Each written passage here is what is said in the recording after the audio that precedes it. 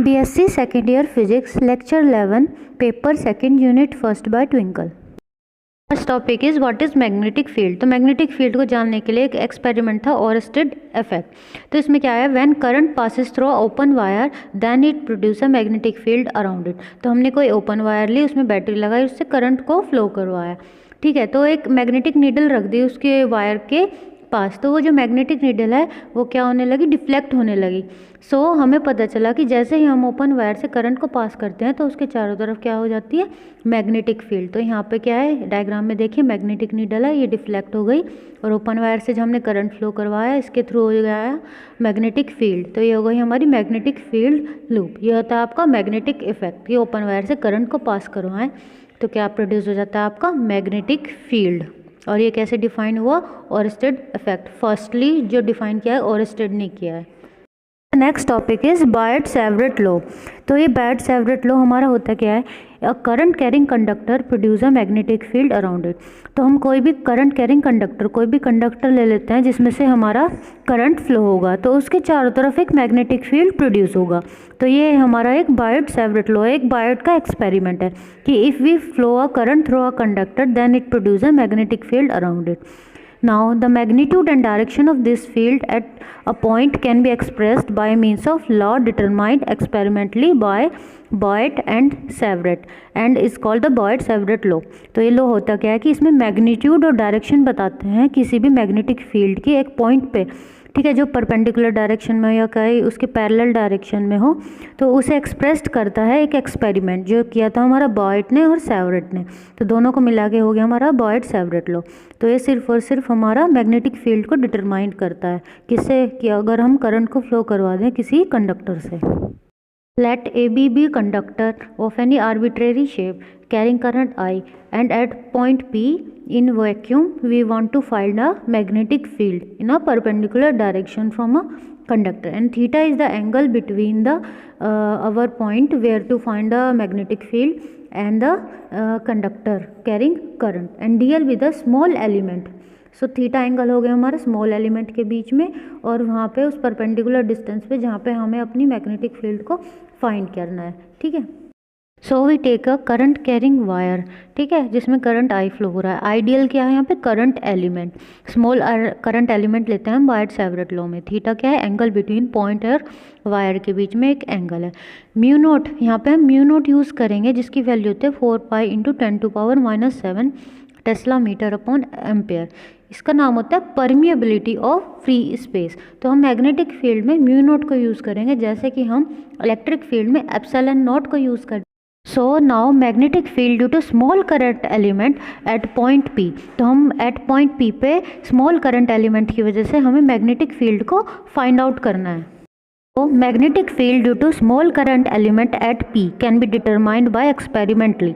तो इसकी एक डायरेक्टली वैल्यू इन्होंने फाइंड आउट की बॉयड-सैवरेट के अकॉर्डिंग। अगर हमारा करंट एलिमेंट भी स्मॉल है, आई मल्टीप्लाई बाय डी एल, तो हमारी जो मैग्नेटिक फील्ड है वो भी हमारी स्मॉल होगी, डी बी।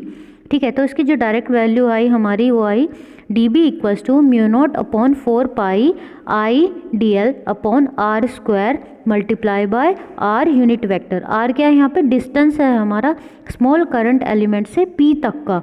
ठीक है, तो आर कैप क्या है यहाँ पे, यूनिट वेक्टर। नाउ अब देखा हमने नेक्स्ट में mu not upon 4 pi I D L upon R cube और आर वेक्टर साइन थीटा। जो आर कैप है यूनिट वेक्टर है, जो पहले भी बता चुके हैं, उसका जो वैल्यू होती है वो होती है वो वेक्टर अपॉन उसका मैग्नीट्यूड। थीटा क्या है, हमारा एंगल है आई डी एल और आर के बीच में, वो क्या एंगल हो गया हमारा 90 डिग्री, क्योंकि हमने क्या लिया हुआ है, पी पॉइंट को परपेंडिकुलर डिस्टेंस पे लिया है अपने करंट एलिमेंट से। तो I D L cross R क्या हो गया हमारा, I D L sine theta. तो हमारी जो फाइनल निकल के आई वो क्या आई, mu not upon 4 pi I D L R vector sine theta upon R cube. So after solving जो डी बी है वो निकल के आई mu not upon 4 pi ideal sine theta by R square. ये आपकी फाइनल इक्वेशन हुई। Now due to complete wire, तो अब क्या करेंगे, इस डी बी का क्या कर देंगे, इंटीग्रेशन। तो जो हमारी magnetic field I due to complete wire is equals to integration of dB, mu not upon 4 pi ideal sine theta by R square. यही आपका बॉयड सेवरेट का एक्सपेरिमेंट्स है, उससे आपकी मैग्नेटिक फील्ड की जो कंप्लीट वायर के थ्रू वैल्यू निकल के आई at any point. If we put the angle theta is equals to 0, then magnetic field is 0। तो अगर हम अपनी करंट कैरिंग वायर ली हमने और अपने मैग्नेटिक फील्ड निकाली पैरेलल डायरेक्शन में, ठीक है, तो जब एंगल होगा 0 होगा, तो उस टाइम पे हमारा अगर पैरेलल डायरेक्शन में मैग्नेटिक फील्ड को निकालेंगे बॉयड सेवरेट लॉ के अकॉर्डिंग, तो हमारा जो मैग्नेटिक फील्ड है वो 0 होगा। अब क्या करा हमने, थीटा को रखा अपना 90 डिग्री, तो उस केस में जो हमारा क्या होगा मैग्नेटिक फील्ड वो मैक्सिमम होगा।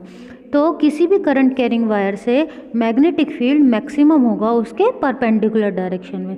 अगर हमें मैग्नेटिक फील्ड उसके पैरेलल डायरेक्शन में मेज़र करनी हो तो उस केस में हमारी मैग्नेटिक फील्ड क्या होगी, 0 होगी और मैक्सिमम होगी परपेंडिकुलर डायरेक्शन में।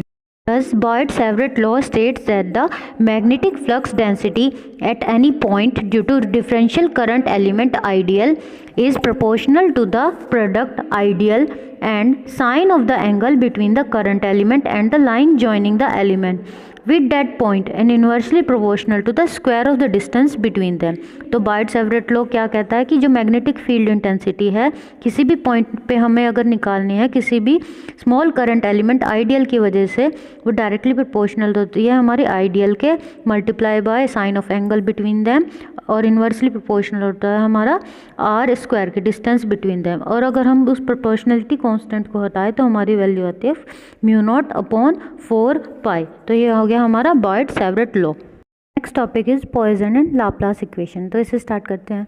तो electric field based on potential, तो ये हमारी इलेक्ट्रिक फील्ड है, पोटेंशियल बेस पे ये हमारी इक्वेशन आई। तो electric field equals to minus divergence of हमारी वोल्टेज या फिर बोल सकते हैं पोटेंशियल। तो in electric field in terms of potential हमारी क्या निकल के आई, electric field equals to minus divergence of potential. तो इलेक्ट्रिक फील्ड को पोटेंशियल की टर्म्स में लिखने के लिए हमें पोटेंशियल का क्या ले लेते हैं, डाइवर्जेंस ले लेते हैं और माइनस साइन लगा देते हैं, तो वो हमारी इलेक्ट्रिक फील्ड की वैल्यू निकल के आ जाती है। Now as per the Gauss law of electric field in point form, ये पहले भी बता चुकी हूँ कि गॉस लॉ को अगर हमें पॉइंट फॉर्म में लिखना है तो उसे कैसे लिख सकते हैं, divergence of electric field equals to, ये क्या है हमारी volume charge density upon epsilon not. ये है हमारा Gauss law in point form, तो Gauss law of electric field in point form. Now apply equation 1 in equation 2, मतलब कि इलेक्ट्रिक फील्ड की जो वैल्यू आई थी हमारी पोटेंशियल वाली वो हमने इक्वेशन 1 से ली, मतलब electric field equals to minus divergence of potential, उसे हमने इक्वेशन 2 में रखा। इक्वेशन 2 क्या था हमारी, Gauss law in of electric field in point form. तो हमने जैसे उसमें पुट किया तो क्या आया हमारा, डाइवर्जेंस ऑफ इलेक्ट्रिक फील्ड की वैल्यू थी जो हमने इसमें रखी ब्रैकेट में minus divergence of potential equals to rho V upon epsilon nought. ठीक है, तो यहाँ से ये कि जो माइनस का साइन है हमारा राइट हैंड पे चला गया, तो divergence of potential equals to minus rho V upon epsilon not, ये निकल के आया।